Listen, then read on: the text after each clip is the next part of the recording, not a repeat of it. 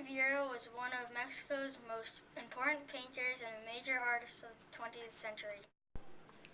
He was born in 1886 in Guanajuato, in Mexico. He had a twin brother, but his brother died when he was only a year and a half old. When he was 6 years old, Diego's family moved to Mexico City. Diego loved to draw, and his father made a studio for him by covering the walls with black canvas on which he could draw with chalk. He loved drawing soldiers, but he was not destined to be a soldier.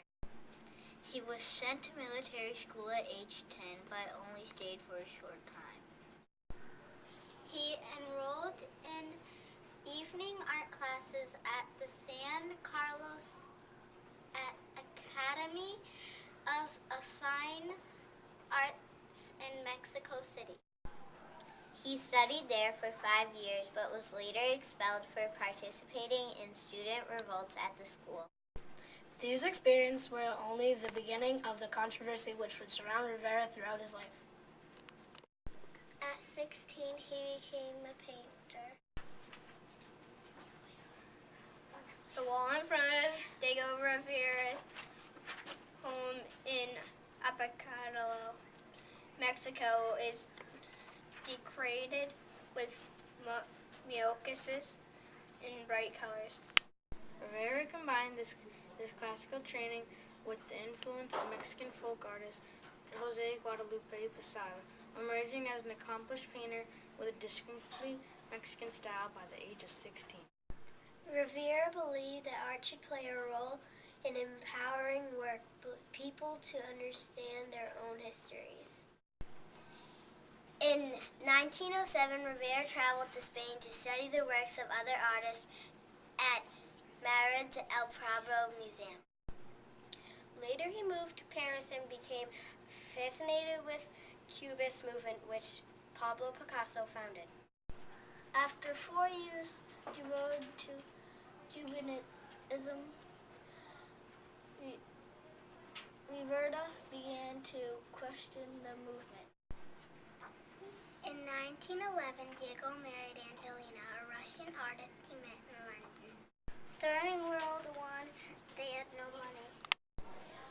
They had a son, but he died when he was very young and the couple separated. Influenced by the Mexican Revolution in 1914 and 1915 and the Russian Revolution in 1917, Rivera believed that art should play a role in empowering working people to understand their own histories. He did not want his art to be isolated in museums and galleries, but made accessible to people spread on the walls of public buildings. Rivera went to Italy to study art. When he returned to Mexico, he was ready to create his own style of public paintings that would speak directly to the working and indigenous people of Mexico. The opportunity to implement his new ideas came in 1921 when a new cultural program was instituted to bring art to the masses.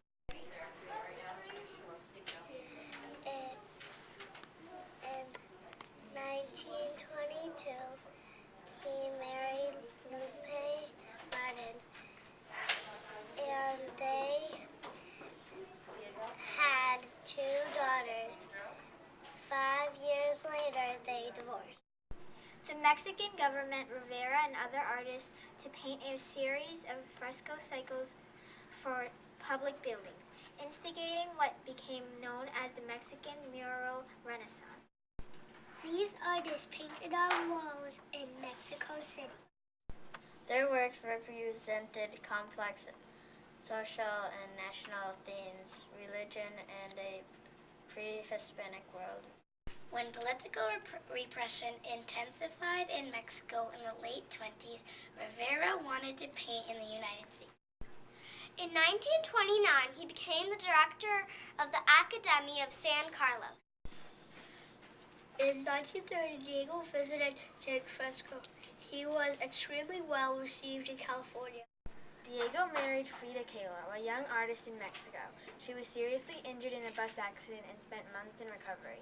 It was a stormy relationship. They divorced and then remarried. Shortly after her death, the art was exhibited in Mexico City. The doctor told her not to leave her bed, so she had the bed with her in it delivered to the exhibition. She is Noted. noted for the murals he painted on the walls for buildings. Rivera and his family returned to San Francisco in 1940 to create the Pan-American Unity mural for the Golden Gate International Express. He also painted murals for Ford Motors plant in Detroit. This work represented with hundreds of murals painted for the public and demonstrated his love for San Francisco. Besides being a celebrated and controversial artist, Diego Rivera was an influence. Rivera was a large man, over 6 feet tall, and weighed about 300 pounds. After Frida's death, he married Emma, his art dealer. Diego suffered with cancer and then had a stroke. His right hand became paralyzed, and he continued to paint with his left hand. He died of heart failure in 1957 at the age of 7. Since his death, hundreds of public artworks and as many oils and watercolors and his political diary continue to contribute to the development of public art across the Americas. Linda Downs from the National Gallery of Art said, "The public person of Diego